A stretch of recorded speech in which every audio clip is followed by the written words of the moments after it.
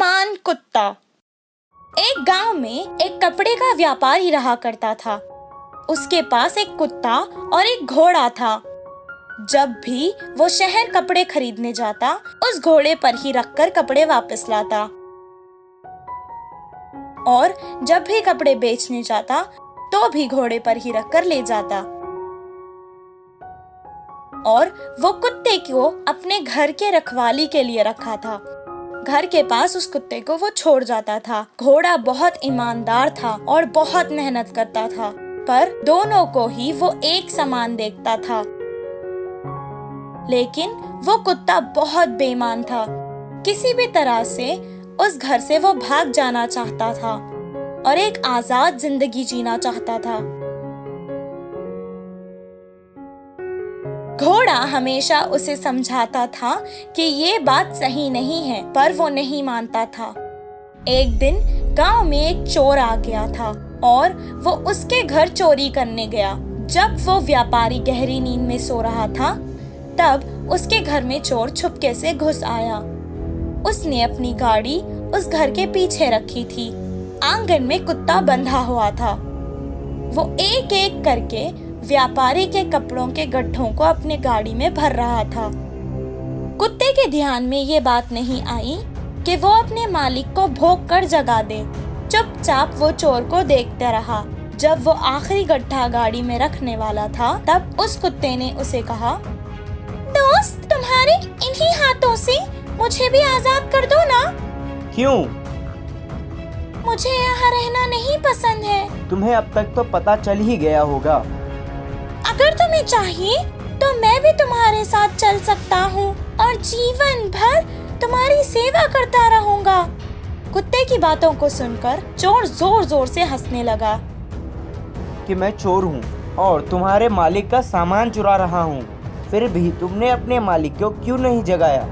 कुत्ते ने जवाब दिया, मैं अपने मालिक से नफरत करता हूँ। उसका नुकसान हो या फायदा, मुझे कुछ फर्क नहीं पड़ता। और इतनी देर में तुम्हें इस बात का पता चल जाना चाहिए था, क्योंकि अभी तक मैंने तुम्हें चोरी करते हुए पकड़वाया भी तो नहीं। तुम इसे मेरा एहसान मानकर मेरा काम करो, क्योंकि ये तुम्हारा धर्म है। कुत्ते की बातों को सुनकर चोर फिर से हंसने लगा और कहा, मैं तुम्हारा एहसान मानूं? तुम्हारे मालिक ने तुम्हें इतने प्यार से पाला। तुम अगर उसी के वफादार नहीं हो तो मेरे वफादार क्या होगे? क्या वो तुम्हारा धर्म नहीं है? तुम जैसे धोखेबाज कुत्ते को पालने से अच्छा है कि मैं यहाँ से चला जाऊँ। इतना कहकर वो चोर वहाँ से गड्ढा गाड़ी में रखने चला गया। तब वो कुत्ता सोचने लगा कि चोर की बात बिल्कुल सच थी। ये सोचकर वो जोर जोर से भौंकने लगा। उसकी आवाज सुनकर चोर वहाँ सामान छोड़कर भाग निकला। कुछ देर बाद व्यापारी कुत्ते की आवाज सुनकर घर के बाहर आया और अपना सामान जमीन पर पड़ा देखा तो उसे अपने वफादार कुत्ते पर बहुत गर्व हुआ। उस दिन से कुत्ता भी बहुत खुश था और मालिक भी। इस कहानी से हमें ये शिक्षा मिलती है कि हमें हमेशा वफादार रहना चाहिए। घमंडी हाथी। एक जंगल में एक हाथी रहता था। वह बहुत घमंडी था। उसकी घमंड जानने वाले खरगोश, कछुआ, चूहा जैसे छोटे छोटे जानवर वह आ रहा हो तो रास्ते से हटकर भाग जाते। एक दिन वह हाथी जंगल में इधर उधर ऐसे ही घूमता हुआ एक चींटी के टीलों पर पैर रख दिया। इससे वह टील पूरा गिर गया। चींटियां बहुत मेहनत करके बनाए हुए टीलों को क्षण में ही नष्ट करने वाले हाथी पर बहुत गुस्सा आया। ओए, इतना बड़ा शरीर रहने पर क्या थोड़ी सी भी बुद्धि नहीं? हमारे टीलों को क्यों ऐसा नष्ट कर दिया? बोलकर चिल्लाए। फिर वह हाथी ने हंसते हुए कहा, किसकी इतनी मजाल, मुझे दिख नहीं रहे। पर बेटे, किसकी इतनी मजाल, मुझे दिख नहीं रहे पर मुझे बातें सुनाई दे रही है। घमंडो, तुम छोटे छोटे जानवर हो और मुझे पलट कर जवाब दे रहे हो क्या? पहले ही टीलों का नष्ट होने की बाधा से वह चींटियों को हाथी के बातों से और ज्यादा गुस्सा आया। किसी भी तरह उसकी घमंड तोड़ने का निर्णय लिया। सारे चींटियों ने मिलकर एक तरकीब सोची। उस तरकीब के अनुसार तुरंत वे सब हाथी के पैर पर चढ़ गए। हाथी की त्वचा दृढ़ होने पर उसे कोई फर्क नहीं पड़ा।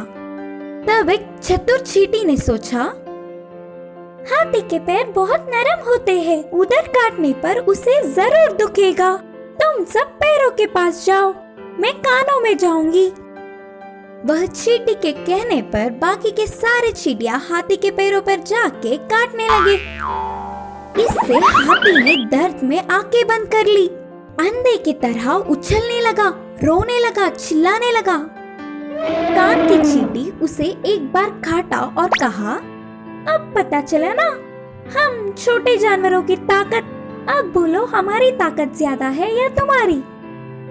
चींटियों की खाटों से कुछ न देख पाते हुए हाथी रास्ते में एक बड़ा सा पेड़ से टक्कर खाके नीचे गिर पड़ी। छोटे होने से हमें नीचा दिखाने के लिए अच्छी सबक मिली करके वह सारे चींटियां खुशी से उछलने लगे। इस कहानी की नीति है कि बल से अधिक बुद्धि बल श्रेष्ठ है। कुएं में हीरे का कंगन। एक गांव में रामू नाम का एक लड़का रहा करता था।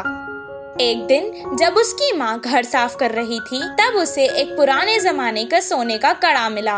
वो उसे अपने हाथ में लेकर कहने लगा, माँ, मुझे ये कड़ा एक दिन के लिए पहनने को दो ना।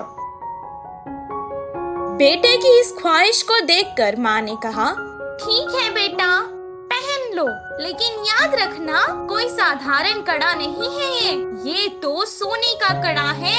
आज इसे पहन लो और कल तुम्हारे पिता को बिना बताए हम इसे वापस अलमारी में रख देंगे। जैसे ही इसकी माँ ने कहा, वो तुरंत कड़े को पहन के सारा गांव घूमने लगा। रात में भी उसने उस कड़े को खुद से दूर नहीं किया और अपने पास ही रखकर सुकून से सो गया।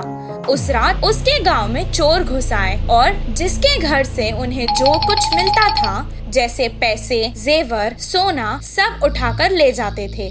सुबह जब उसके गांव वालों को पता चला कि उनकी सभी मूल्य चीजें चोरी हो चुकी हैं, वो सब शोर मचाने लगे। कितना ढूंढने पर भी चोर का पता नहीं चला।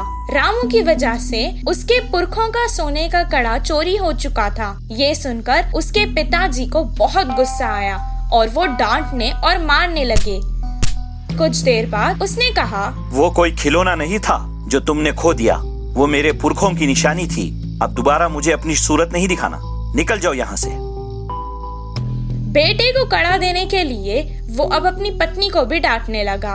वहीं रामू अपने पिता से मार खाकर बहुत दुखी होकर घर से रोते रोते निकल गया। पास के बगीचे में जाकर एक बड़े पेड़ के नीचे रोता हुआ वो बैठ गया। वहीं पेड़ के नीचे जो चोर ने उसका कड़ा चुराया था, वो चोरी किया हुआ सामान वहां बंटवारा कर रहे थे। वो दोनों चोर जोर जोर से बात कर रहे थे। ये सुनकर रामू को पता चल गया कि वो वही चोर है। वो धीरे से वहां से उठा और कुएं के पास जाकर कुएं में देखकर रोने लगा और कहने लगा कि उसके हीरों का कड़ा कुएं में गिर गया है।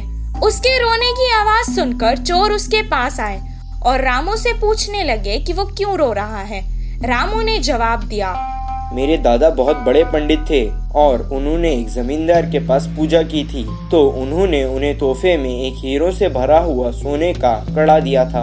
वो कड़ा मैं मेरे घर वालों को बिना बताए पहन कर आ गया था और यहाँ आकर खेल रहा था और अचानक मेरे हाथ से वो कड़ा फिसल कर गिर गया था। जब मैं उस कड़े को हाथ लगाता था तब भी वो मुझे डांटते थे और अगर मैं उन्हें बताऊंगा कि मेरे हाथ से वो कुएं में गिर गया तो वो मुझे मार देंगे। हीरो का कड़ा कुएं में है सुनकर ही वो दोनों लड़ने लगे कि कौन कुएं में जाकर कड़ा लाएगा। दोनों अपने हाथ में रखे सामान को जमीन पर रखकर एक साथ कुएं में कूद गए। जैसे ही रामू ने ये देखा, वो तुरंत पैसे और जेवर लेकर भागकर गांव वापस आ गया। आकर गांव के बड़ों को उन चोरों के बारे में बताया। तब सब गांव वाले कुएं के पास आए और उन दोनों चोरों को पकड़कर मारा और उन्हें बहुत अच्छा सबक सिखाया। सबके जेवर और पैसे उन्हें वापस मिल गए।